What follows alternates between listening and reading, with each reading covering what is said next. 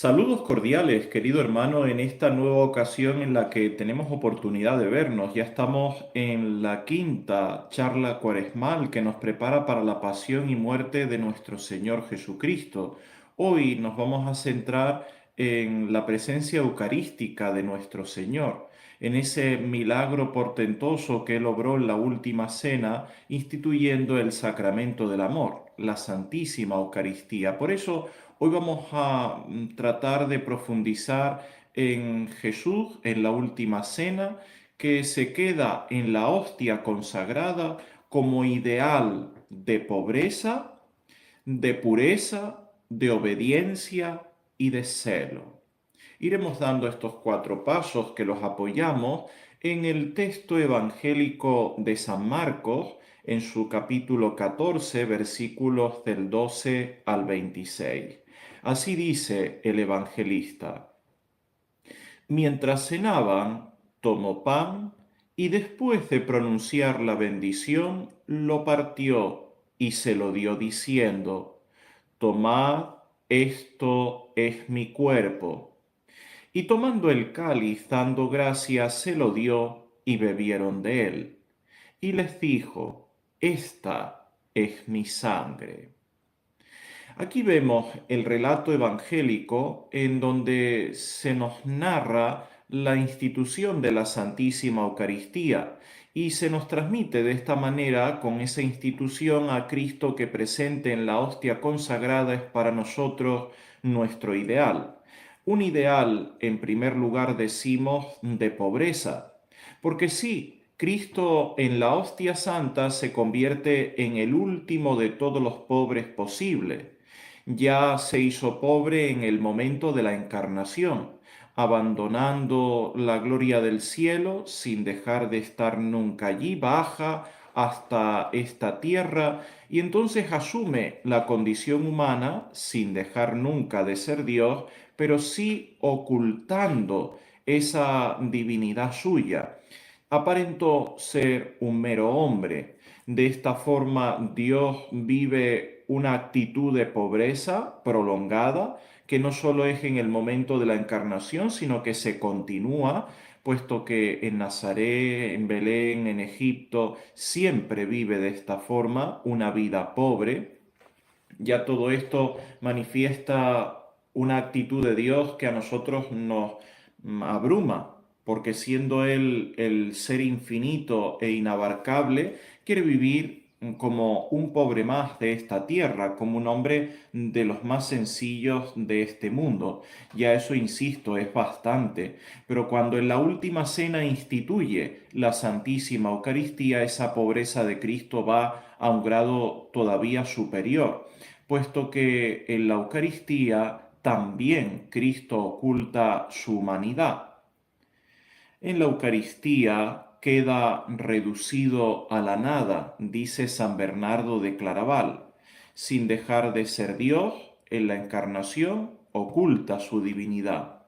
En la Eucaristía sigue siendo Dios, pero esa divinidad suya continúa oculta y para colmo se le añade que sin dejar de ser hombre, también oculta sus apariencias humanas. Cristo en la hostia consagrada es tan pobre que incluso pide al pan, el alimento más básico que pueda haber en esta tierra, que le revista de sus apariencias para mostrarse así a nosotros.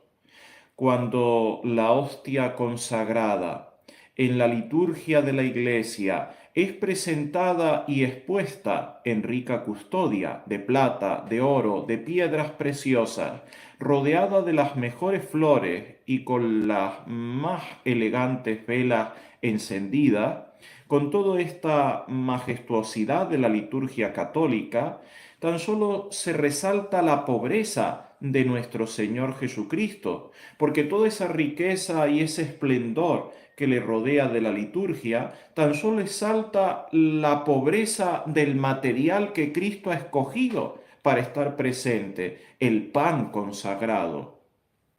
Cristo, en el momento de la consagración, trae del cielo solo su persona y su amor divino, pero no trae ni su esplendor ni su majestad.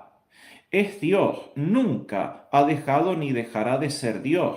En cuanto tomó la condición humana, ya nunca ha dejado tampoco de ser hombre, pero oculta ambas, tanto lo divino como lo humano, y se presenta como un mero trozo de pan, a la vista, al tacto, al gusto. Dirá Santo Tomás de Aquino que sólo el oído nos dice la verdad. Cuando el sacerdote pronuncia esto es mi cuerpo, sólo ahí, con ese sentido del oído, vemos la verdad. Todo el resto nos engaña porque Cristo ha querido ocultarse. En la Eucaristía, Cristo manifiesta un ideal máximo de pobreza. Nosotros entonces debemos de imitar este primer rasgo de la Santísima Eucaristía. También tú debes de hacerte hostia. Es decir, tú debes de ser un velo que oculte las miradas humanas a la vida divina que Él desea que se perpetúe en tu alma. Cristo en la Eucaristía te está pidiendo que te transformes en Él. Debe obrarse en ti una transustanciación en Cristo. Ya sabes que en la Eucaristía ocurre todo lo contrario que con cualquier otro alimento. Cuando tú agarras una lechuga y te comes una lechuga, no te transformas tú en lechuga, sino que todos los ingredientes de eso que comes, todos sus nutrientes pasan a tu torrente sanguíneo y se convierten en parte de ti mismo.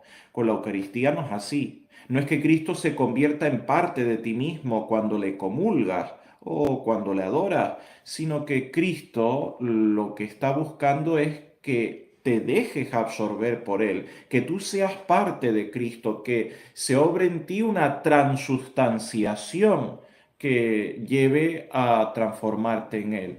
Pero todo esto debe ser en la pobreza, porque una persona que adora a Cristo en la Santísima Eucaristía o que le comulga con frecuencia en la Santa Misa o fuera de ella, y cree que por esto tiene que hacer como aspavientos y lucimientos y no sé cuántas cosas delante de los demás, en realidad no ha entendido nada. Y toda adoración y toda comunión que se base en espectáculo hacia los demás, significa que eso no es válido, no sirve, Dios no lo quiere, porque toda esa transustanciación que Cristo ha obrado en la Santísima Eucaristía, la ha obrado, lo venimos repitiendo, dentro de la pobreza. No vemos majestad, ni brillos, ni esplendores, sino todo está oculto. Pues lo que Cristo obra en ti, en esos ratos de adoración eucarística, en esas comuniones eucarísticas que realiza, debe de permanecer en lo oculto, debe de estar en la pobreza. Cuando acudas a una santa misa en la cual solo hay espectáculo, puedes tener bien claro que Dios allí no está conforme.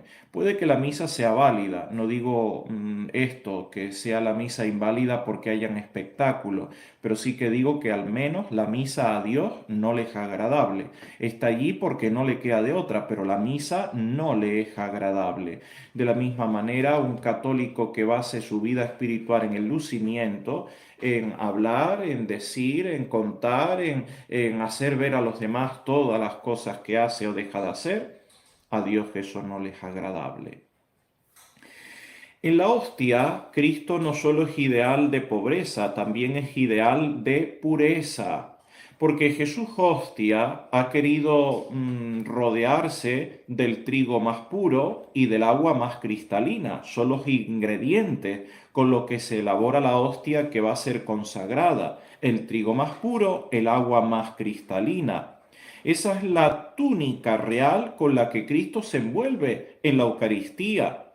No se muestra a las miradas de otra forma más que envuelto del blanco pan de la hostia.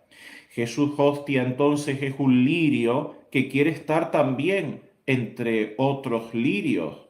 Cristo en la hostia consagrada quiere almas puras que rodeen sus altares y así busca un sacerdote puro que celebre la Eucaristía, monaguillos puros y fieles, sacerdotes, monaguillos y fieles laicos que asistan al santo sacrificio con corazón puro, limpios de corazón.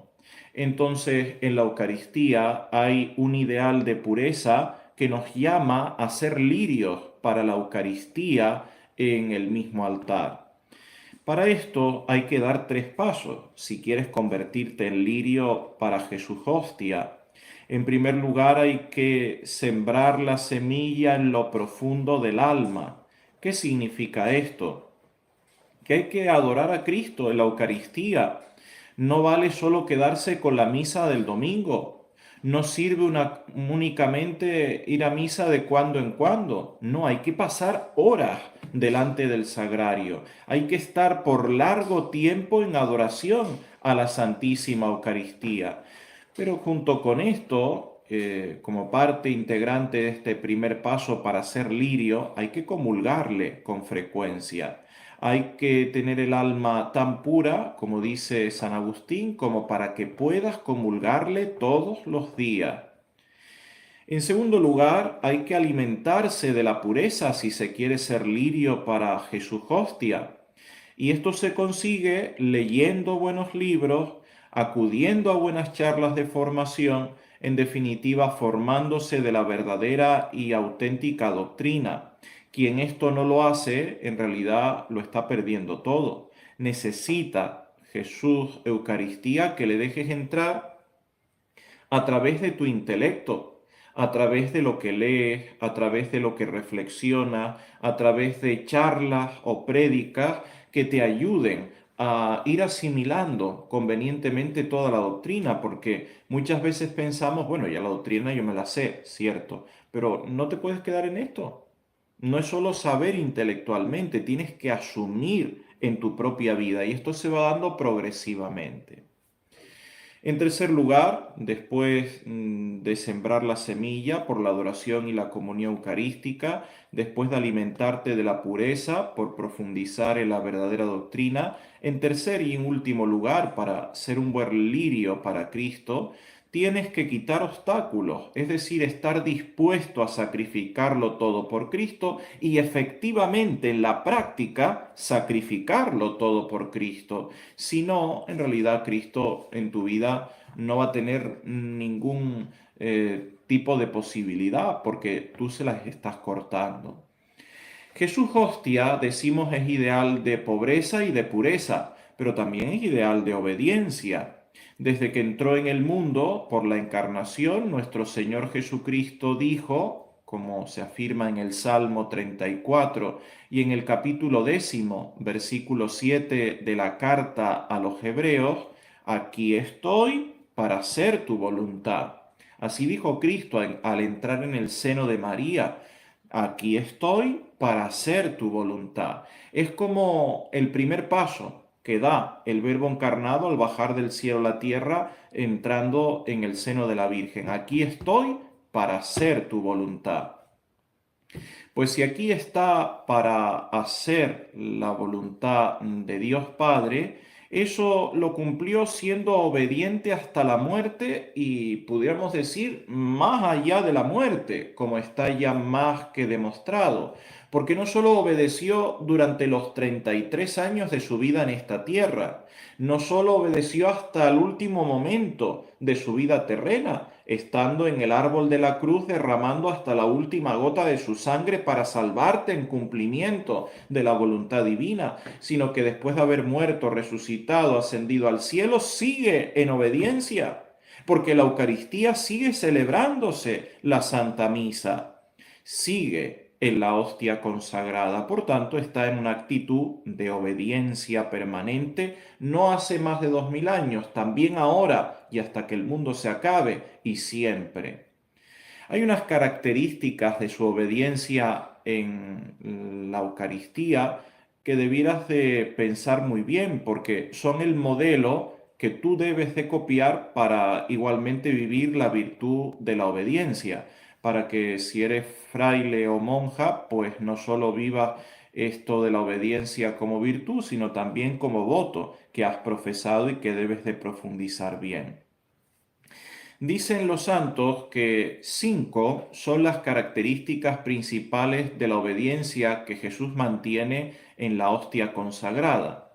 En primer lugar, Él mantiene una obediencia pronta, Es decir, apenas se pronuncian las palabras de la consagración en la boca del sacerdote, ya Cristo se precipita instantáneamente en sus manos en esa hostia que el sacerdote está sosteniendo durante la consagración.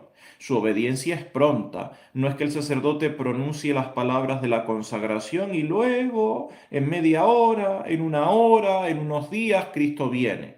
Todavía sí estaría bien para nosotros, pero no es así la obediencia de Cristo. En el mismo punto y hora en el que el sacerdote termina de pronunciar las 5 palabras esenciales para la consagración, hoc est enim corpus meum, cuando termina de decir esa última palabra, esto es mi cuerpo, Cristo se precipita sobre la hostia consagrada. Es una obediencia pronta. En segundo lugar, es una obediencia entera, porque Cristo está tan igual en una parte de la hostia como en la hostia entera. Si se fracciona la hostia consagrada en 5.000 millones de pedazos, aunque sean tan pequeños como briznas de polvo, en todos y cada uno está Cristo todo entero.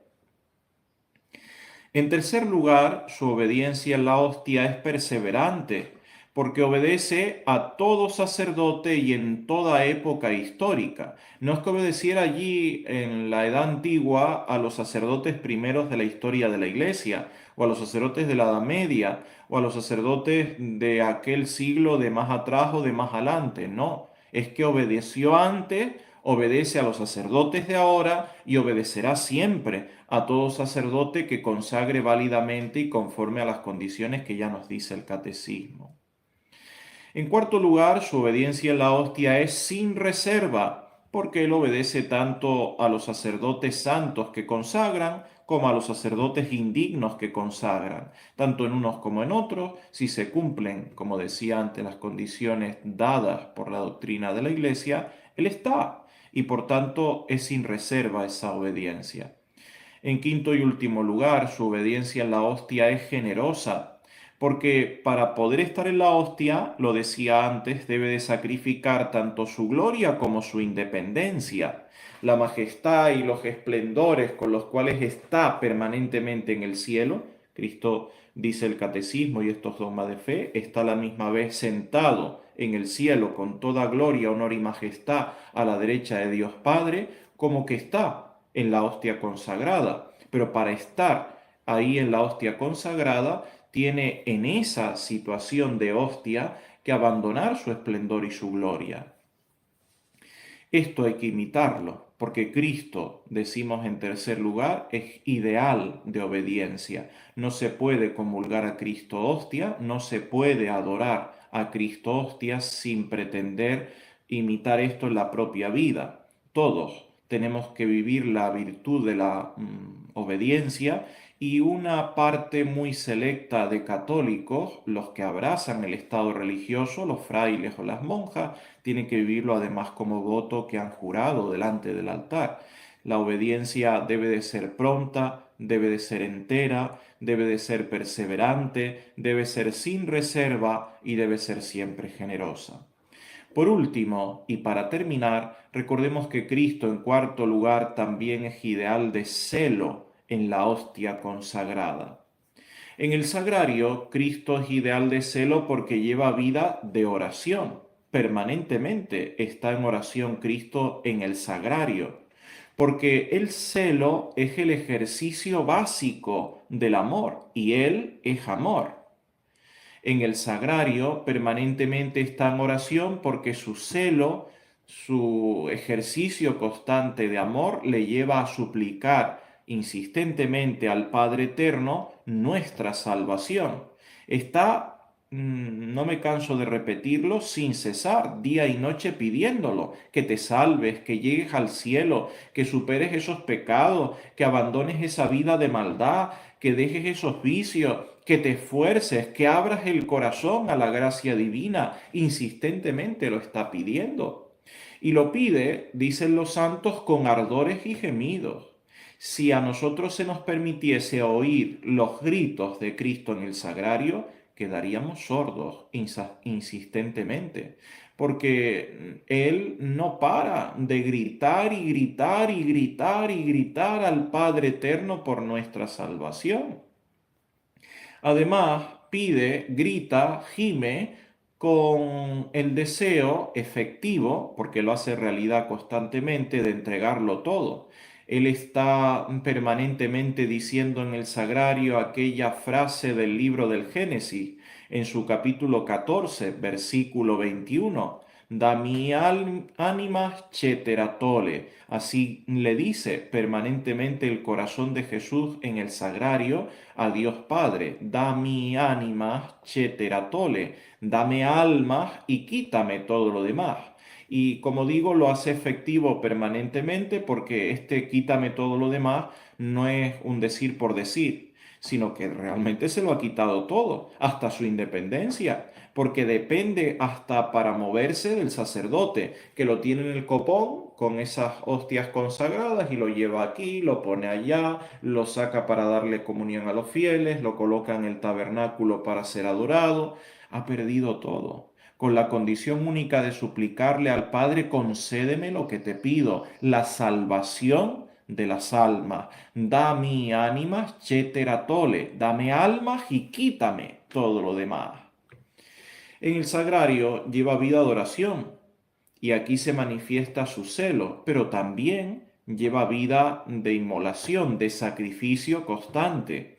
Allí está permanentemente, permanece como cordero que sigue en continuo sacrificio. Y esto a nosotros nos debiera de hacer caer al suelo, porque no es que se sacrifique la misa, cierto, se sacrifica, pero ese sacrificio de la misa, que es el mismo del Calvario, que se perpetúa en nuestros altares, el único y verdadero sacrificio de Cristo, se continúa en cada hostia consagrada que se reserva en el tabernáculo, en el sagrario, sigue rezando y sigue sacrificándose permanentemente. Como dirá aquel autor famoso, loco debo de estar, pues no soy santo. Si con tanto gemir, si con tanto gritar, si con tanto sacrificarse no eres santo, loco debes de estar porque no eres santo. Querido hermano, le suplico a Dios Todopoderoso te conceda el don de la conversión, que la gracia abundante que Él derrama todos los días sobre ti sirva abundantemente porque tú abres el corazón y te dejas inundar, y de esta forma puedas transformar tu vida con esa gracia que Él te envía y acercarte a la gloria del cielo. Insisto que lo pido con mucha fe para ti, a la misma vez que ahora te transmito mi bendición sacerdotal. Benedictio Dei omnipotenti, Patris et Filii et Spiritus Sancti, descendat super te et maneat semper. Amén.